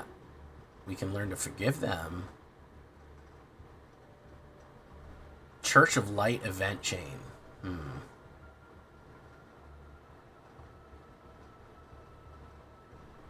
Yeah, we'll leave him for right now. I'm feeling magnanimous.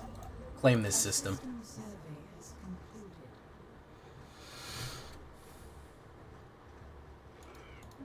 Sammy is also trans? Okay. How do we know that?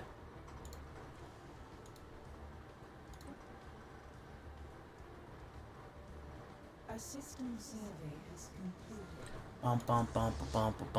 Construction venture completed. Add some more fighters to this one. Reinforce those ships. Let's start building our navy up. Auto build on there. I guess I gotta expand to this system as well. Really enjoying Edge of Eternities. This is great. Love it. This is what this game is now. A system survey has concluded. Mixed industry. Alright, I gotta figure out how the new world industry shit works, because I have not played this game since the new update.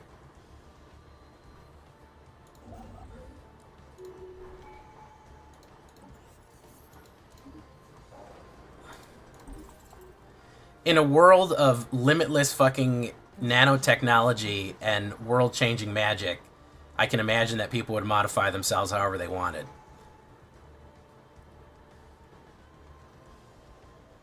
I'd make myself a cyborg if I could. That'd be awesome. I'd put my brain in a robot body.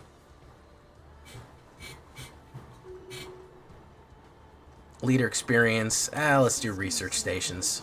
Boom. We got more leaders. Leaders pending traits. Commander class will be an engineer commander class. Stability will increase stability with his trait. Boom.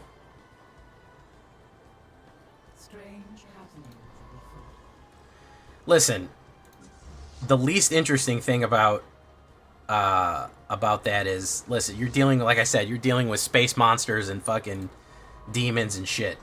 Some stuff's just going to go by they, them, man. There's no describing it. Pronouns is the least of your concern. Pop's declining. Ellis Flowers. Yeah, this is what the game, this is what MTG Arena looks like now with the Edge of Eternities drops. It's actually a space game. I haven't really been able to play any new cards. They're kind of buried in this system. I'll eventually pull one of the new cards and we'll play that. But so far it's mostly been managing the Space Empire, which, you know, is fun. You know, it's a different direction for a card game to turn into a real-time strategy Space Empire game. But overall, oh, look, we got a mega structure here. What do we have? Oh, a broken ring world. Awesome. Eventually, you're able to bring this ring world back to life. You can learn how to repair it, which gives you huge amounts of fucking whatchamacallit. Our visuals on this game too. This is what I talk about, the visuals of like space games. These fucking, look how bright this sun is. Look how nice this shit looks, man.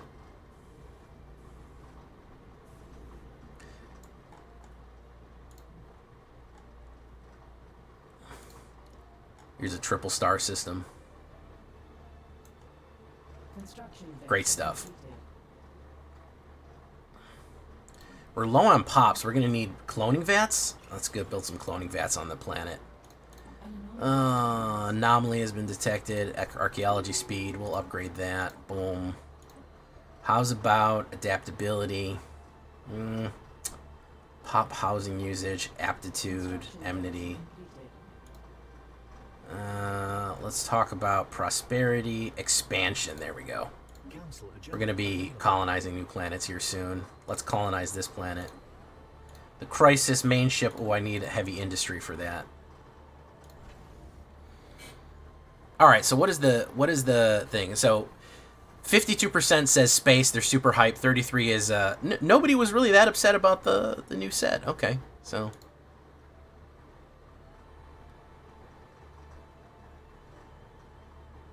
dun, dun, dun. Let's take a look at our fleets.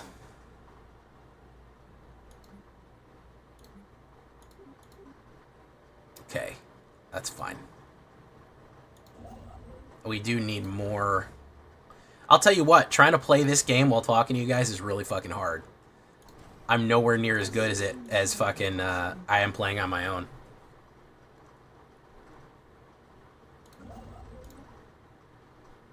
What about you? You've colonized. Colonize this one too. Move here. You're on auto build. You're on exploration.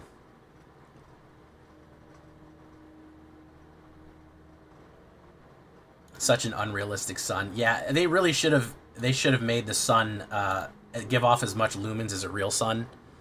That way, that it destroys your computer and your eyes when you play it. I think you're right about that. I think you're 100% right about that.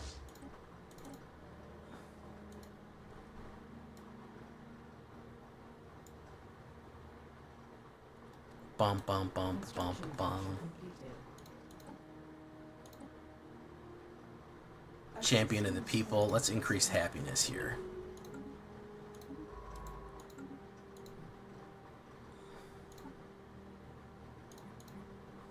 Somber Armada. Oh, that's the hijacked fleet. Okay. Okay. What if we can we combine them? No, they're different classes. Okay. Yeah. We'll upgrade them.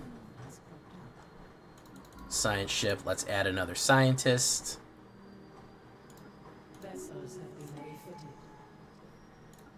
Roamer 2. Set you to auto surveil. Boom. Well, I'm excited for it, guys. I think Edge of Eternities previews is edging and exciting and previewous. How do you feel about me watching me play other games? Does it feel weird? Does it feel weird watching me play a different game, guys? Does it feel odd and strange and uncomfortable? You've only ever seen me do one thing. It's like seeing your teacher at a grocery store, right? It's like, oh, that's weird. It's out of context.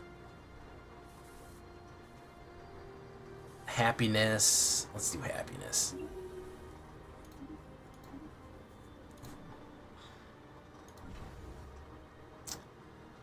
Are we colonizing yet? No, we're not colonizing yet. We gotta colonize that. Auto-designate the colonization. We'll call it Endless Winter. Excellent. Boom. That works. It's very fun, and it looks way more complicated than it really is. Once you kind of understand that you're just basically keeping these numbers up, it's not that fucking hard to do. And you gotta understand you're gonna lose miserably early on. Alloys, we need more alloys. Research. Fleet doctrine. Fleet supremacy. Urban districts when colonizing. We definitely want colonization fever. Let's build a star base there.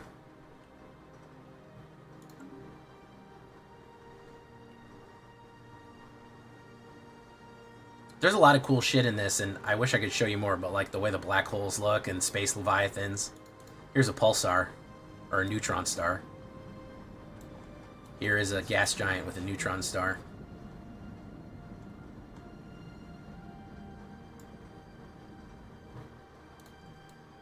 The fact that everyone didn't leave right away is a good sign that this is A system survey is concluded.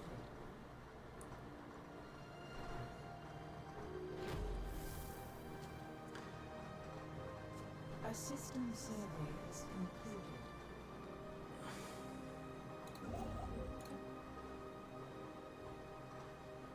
Construction venture. Francois, I'm gonna tell you right now, you're on thin fucking ice right now. Ooh, that ice is so thin. It's as thin as the ice planet.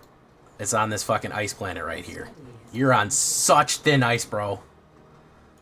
I'm being very, very magnanimous right now.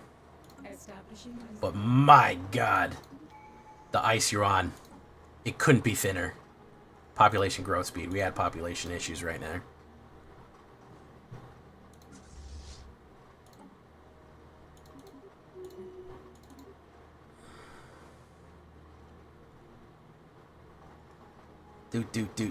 Do. And too many ships to reinforce. I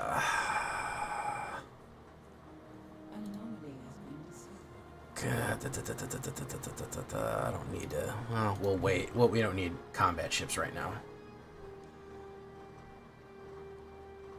It's everything. This game is pretty much any fucking. If you want to build the Federation of Planets from Star Trek, you certainly can. If you want to be a swarm of nothing but xenomorphs that eat everything in the universe, you can do that too.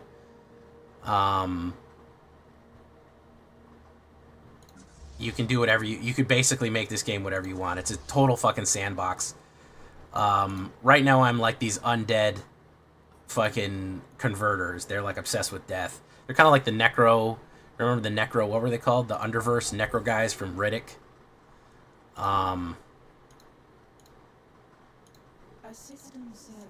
They're like death-obsessed aliens who can like convert you into undead and necromancers. It's a weird custom race, but yeah, you can do whatever you want with this game. It's very, very, very open. It's kind of has a la carte like basically like a DLC. So if you like, all right, while I want to build you know, I want to do a corporate empire, or I want to do mega leviathans, or I want to do like sea people or whatever, you can customize it however you want. It's all necromongers. Yeah, that's kind of what I modeled them after. You can do anything that you want. So if you're like, well, I like superstructures. Well, I like exploration. I like psionics. I like people to have fucking psychic connection with the void and exploring. You know, I like that more than straight combat or anything else. You can do whatever you want. You can get victories in this game just by being friends with everyone. You could basically do nothing except be really fucking charismatic and make everyone fight for you, or you can just be a death-devouring empire. So, a lot of different ways to play. I've put a lot of hours in this game. I've put a lot of fucking hours in this game, so I like it a lot. Construction venture completed.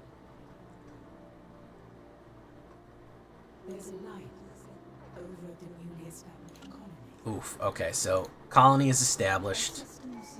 Let's add a birth rate as well. So we put a cloning vat right away. Oh shit, we can't put an ancient cloning vat? We need to get our mining industry up. Let's get our mining industry up here. So we're clones also, which is also a weird thing about our the species that I made here, is that we're clones, and we can't reproduce. We can either convert people into our species or clone them. We can't actually we don't breed anymore like a regular species. Alright, well, we gotta go to the galactic market then. We'll buy some. Do that. Buy it with luxury. Doof. Build a mining district because we need that, and we also need an ancient clone vat. You're on auto builds.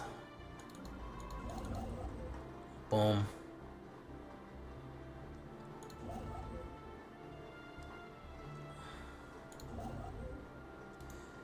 Build that outpost there. Also, the music is very nice in this game. Very relaxing. I'll put this on in the background sometimes just when I want some nice music.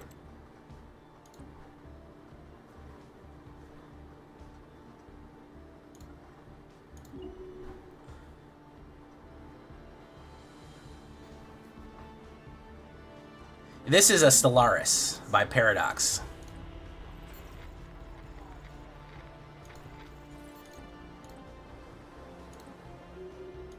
By Paradox Interactive.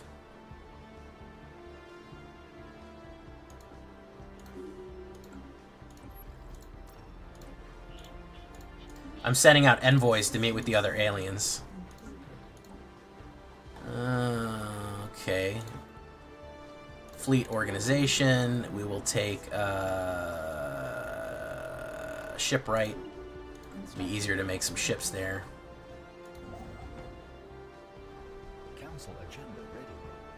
Interesting. Ethics shift.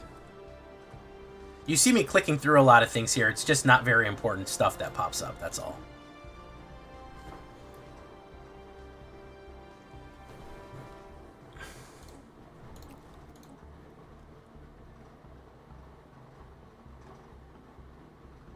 Let's expand the council. A system survey has concluded.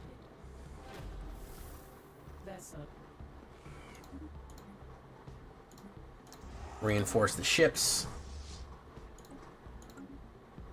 Yes, this is what Arena looks like post Edge of Eternities, by the way, just so you guys know.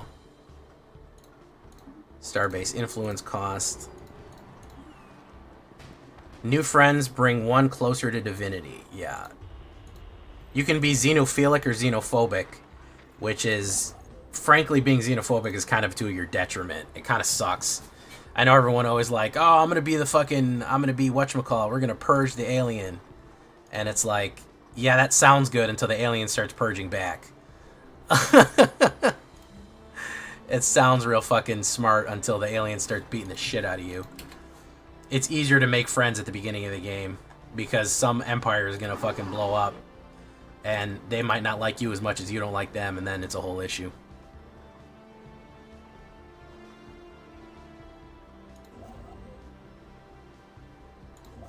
They could have named them satellites, but lander, I think, evokes a little ship landing, right?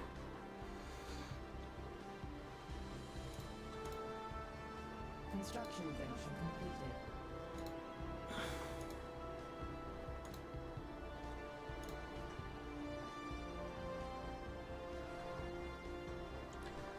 completed. We have dedicated the study of the conservation of all voice, part of the Endangered Species Reserve. Surrender our population for a modified 10 years. Favor in the future. Should we give this random fucking weirdo some of our population to preserve them? They're forerunner species. Oh, fuck it. I don't care. I've got pretty good happiness right now. Oh, fuck them. Who knows what'll happen. There's like event chains that happen. So you look at situation logs. There's like events. You can go on expeditions. You can look for things. There's a lot of shit going on. There's a lot of things you can do. Construction venture completed.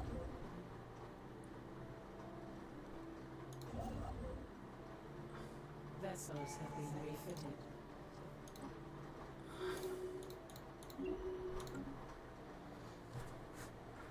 I am so not used to playing with the new version of this game also. I'm not doing as good as I normally would.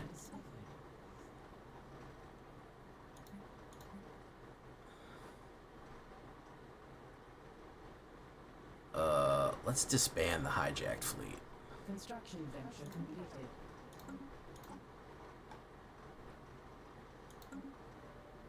Where's another planet? We need to colonize another planet. We gotta expand faster. There's a planet. Grab that. You. Grab that. You construct. There you go. True Yellow Dart is thinking with portals. It is a lot easier if you do that. The game gets a lot easier if you are our production. You can turn on people too. You can just be like, hey, I decided I'm claiming your territory. And do it that way. So it is possible to, you know, just kind of take over.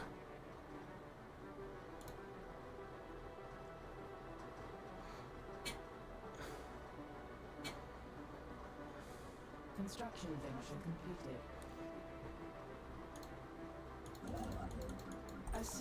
There we go. Automated build. You know why I like this game so much? There's always some shit to click on.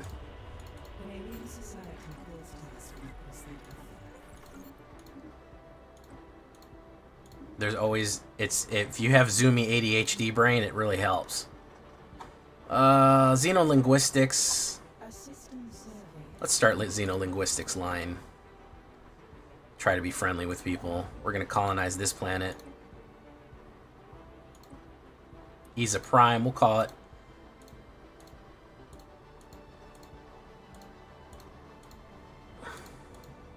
What are we gonna call it?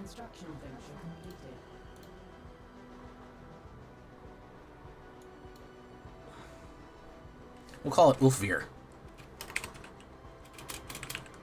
I'll start naming them after you guys. Get you invested. Weirdo clone species. A system survey is concluded. An anomaly has been discovered.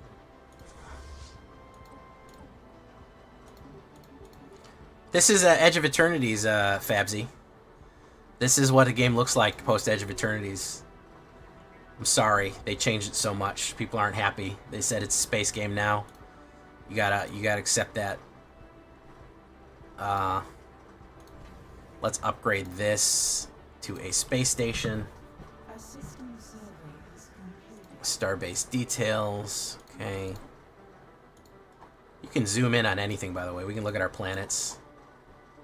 We can even zoom in on our PlayStation, on our space stations. That's the basic one. It's our basic space outpost. Strange happening.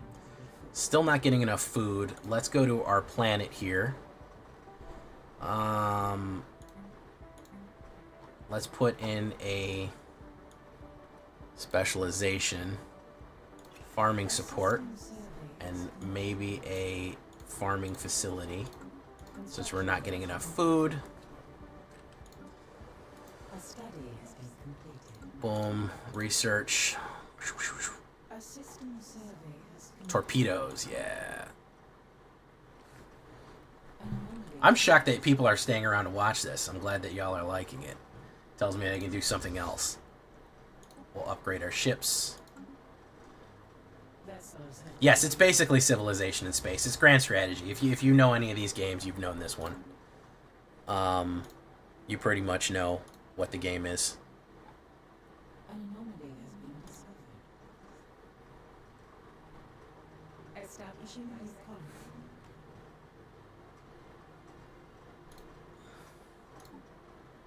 Strange happenings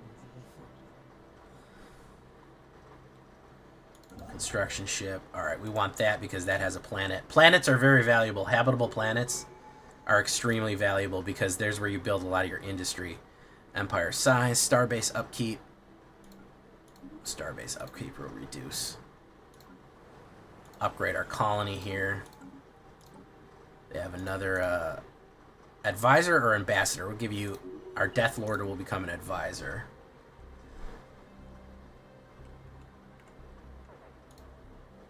Pop decline on Crisis. Do we need another ancient clone vat? We need something else to spur population. Management. Let's get rid of these wastelands. Decisions. I gotta look at all these new systems, man. There's so many new systems in this game. Oh, you'll love this. You'll get addicted to this shit if you like Civ games. It's on, frankly, it's free on fucking Game Pass. And additionally, it's not only free on Game Pass, it usually goes on sale a lot. And you can get the DLCs on sale for $5 occasionally. And I'll buy a DLC for $5 and do another 20-hour run. You know, it refreshes the game a little bit, so I enjoy it quite a bit. But I think I'll leave you all right there. I'm glad you're enjoying watching this, though. We've had a steady amount of viewers that people actually do like watching this. Maybe we'll do a few more space games before the space comes. That way we can get extra spacey with it. Because I love space games. Let's start star-basing these ones, claim them. I do definitely want to try to build some of the ships. The ships that we have, I'll try to build them in Starfield. I'm a Starfield shipbuilder. And that game is woefully fucking underrated, in my opinion. People hate it unnecessarily. Alright, since we're clones, we have to build our cloning vat.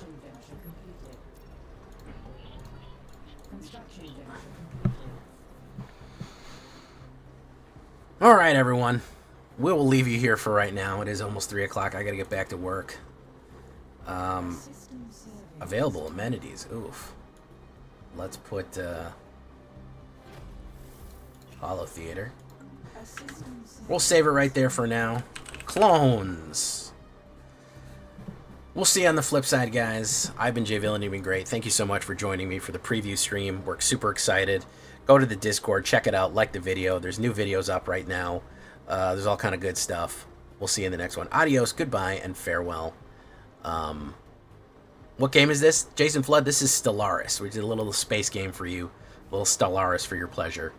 We'll see you in the next one, guys. Adios, good night, farewell, and may the stars be kind to you.